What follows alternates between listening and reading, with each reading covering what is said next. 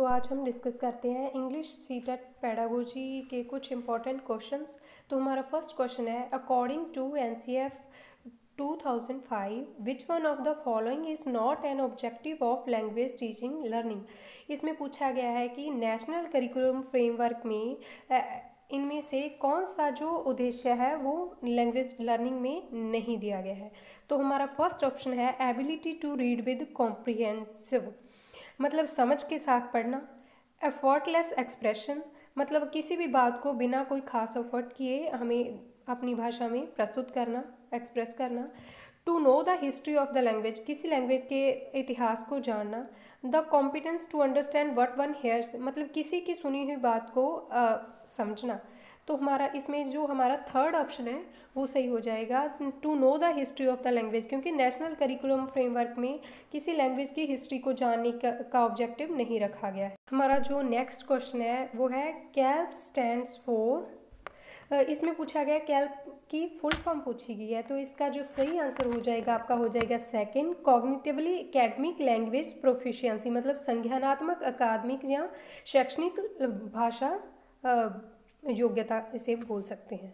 हमारा जो अगला क्वेश्चन है वो है story telling as a strategy in language teaching is aimed at, मतलब कि बच्चों को हम कक्षा में क्लास में स्टोरी टेलिंग मेथड से क्यों पढ़ाते हैं, इसका क्या हमें एम हो सकता है। तो हमारा फर्स्ट ऑप्शन है learning to retell the story, कि बच्चे को हमने जो स्टोरी लर्न करवाई है वो हमें दोबारा बता पाए। Engaging the learners with the language, बच्चों को भाषा के साथ जोड़ने के लिए। Testing the memory of the learners, बच्चों की मेमोरी को टेस्ट करने के लिए। लर्निंग द मोरल्स, बच्चों को उस स्टोरी का मोरल समझाने। तो इसमें हमारा जो सबसे बेस्ट ऑप्शन है engaging the learners with the language, तो इसमें हमारा सेकंड आंसर हो जाएगा, सेकंड ऑप्शन है जो, क्योंकि इसमें बताया गया है कि बच्चों को भाषा के साथ जोड़ने के लिए, तो हम लैंग्वेज टीचिंग में सबसे पहले बच्चे को भाषा के साथ जोड़ेंगे। जो अगला क्वेश्चन है वो है top down process of reading. The first option is proceeds from the part to whole, मतलब कि यह एक पार्ट से पूरे होल की ओर जाता है। Proceeds from the centre to periphery, मतलब सेंटर से पेरीफेरी की तरफ जाता है। Proceeds from bottom to top, मतलब बॉटम से टॉप की ओर जाता है। Proceeds from whole to part, इसका जो लास्ट ऑप्शन है वो सही हो जाएगा, proceeds from whole to part.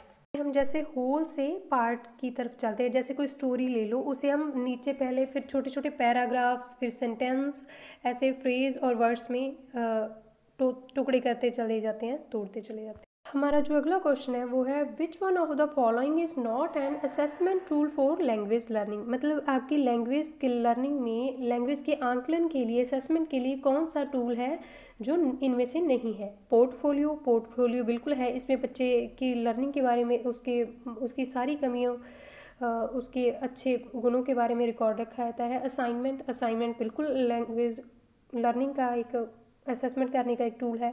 Observation भी लैंग्वेज का एक टूल है। रियलिया, इनमें से तो आपका थर्ड ऑप्शन जो है वो सही हो जाएगा, रियलिया टूल नहीं है असेसमेंट। तो अगला क्वेश्चन है वो है विच one of the following makes the communication a cyclic process, मतलब इनमें से ऐसा कौन सा जो तत्व बोल सकते हैं है जो कम्युनिकेशन को एक साइक्लिक प्रोसेस बनाता है।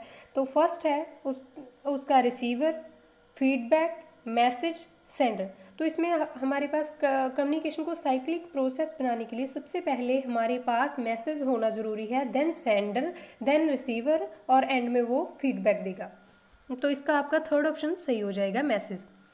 हमारा जो अगला क्वेश्चन है वो है a teacher asks her learner to discuss in group of 4, jot down ideas and then develop them in the and outline, write a paragraph. Learners then edit the paragraph into a final draft. Which strategy of writing does the teacher follow here?